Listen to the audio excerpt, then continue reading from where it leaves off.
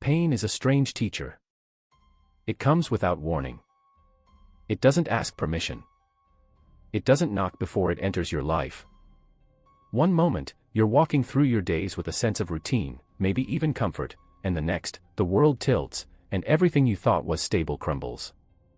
Loss, heartbreak, failure, betrayal, they all hit like waves, pulling you under before you even know what's happening. And at first, all you can feel is weight. Crushing, suffocating, endless weight pressing on your chest, telling you, this is it. This is your life now. I know that feeling.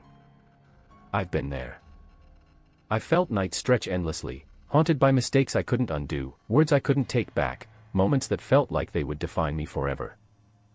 I remember looking at my reflection and not recognizing the person staring back. I saw exhaustion, fear, sadness, but most of all, I saw a question in my own eyes: will I survive this?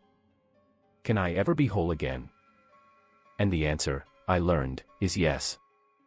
You can. But only if you stop running from it. Only if you stop pretending the pain doesn't exist. Only if you lean in. Turning pain into growth doesn't mean smiling through tears. It doesn't mean pretending the wound isn't there or trying to outrun it. It means facing it. Naming it. Feeling it fully until it stops controlling you and instead starts teaching you. Pain, when embraced, becomes a mirror. It shows you where you've been hiding, where you've compromised, where you've settled. It exposes the parts of yourself that have been waiting for courage to catch up. I remember the first time I tried to do this. I was shattered, raw, trembling inside with fear and grief. And yet, I began writing. I wrote down everything I was feeling, every regret, every accusation I had silently hurled at myself, every fear that had taken root like a dark seed. And in the act of putting it on paper, I felt a small shift. A small spark. I realized that the pain didn't have to define me. It could become a guide, a roadmap, a signal pointing me toward the person I could become if I chose growth over despair. Growth is not immediate. It doesn't happen overnight. It is slow. Relentless. Like a tree pushing through concrete, like a river carving a canyon over decades. But every small step counts.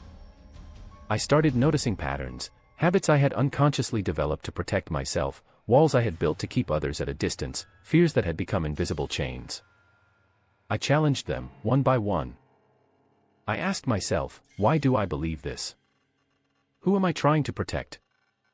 What would happen if I let go? And the answers were liberating, terrifying, and transformative all at once.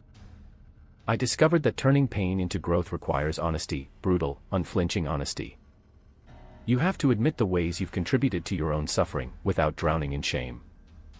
You have to forgive yourself for not knowing better, for not being stronger, for not having all the answers. And when you do, when you allow that compassion to enter, the pain begins to change shape. It no longer feels like an enemy, it becomes a teacher, a compass pointing you toward your true potential. I also realized that growth requires action.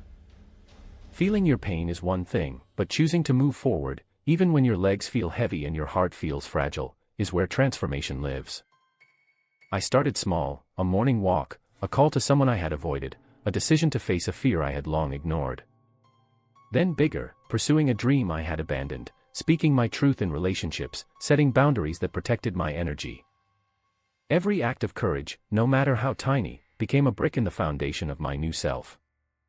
And here is the paradox: pain, which once felt like it would drown me, became my fuel. Every heartbreak taught me empathy. Every failure taught me resilience. Every betrayal taught me discernment.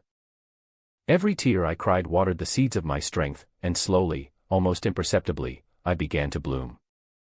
I began to understand that the scars I had once hated were proof of survival. They were proof of courage. They were proof that I had lived fully, and that living fully, with all its risks, is what growth demands. I started to see life differently. No longer as a series of obstacles to avoid, but as a journey to embrace. I realized that pain is inevitable, but suffering is optional. Pain will arrive, sometimes gently, sometimes violently, but how you respond determines whether it breaks you or shapes you. You can choose to carry it as a burden, or you can choose to use it as a ladder, climbing higher than you ever thought possible. And when I look back now, I see a line of moments that once felt unbearable, moments that once seemed like the end of the world, and I see how each one taught me something I could not have learned any other way. I see the strength I didn't know I had. I see the compassion that emerged from heartbreak. I see clarity born from confusion. I see growth born from pain. So I speak to you now, whatever you are carrying, whatever pain is weighing on your chest tonight, know this: you are not broken. You are becoming. You are in the process of transformation, whether you see it or not. Lean into your pain, feel it fully, and let it teach you. Write it down, speak it aloud, confront it with courage.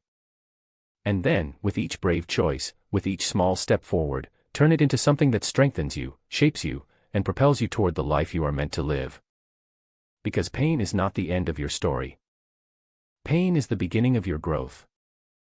And when you finally rise, not despite the pain, but because of it, you will realize something extraordinary, that the fire which once threatened to consume you has now become the light guiding your way.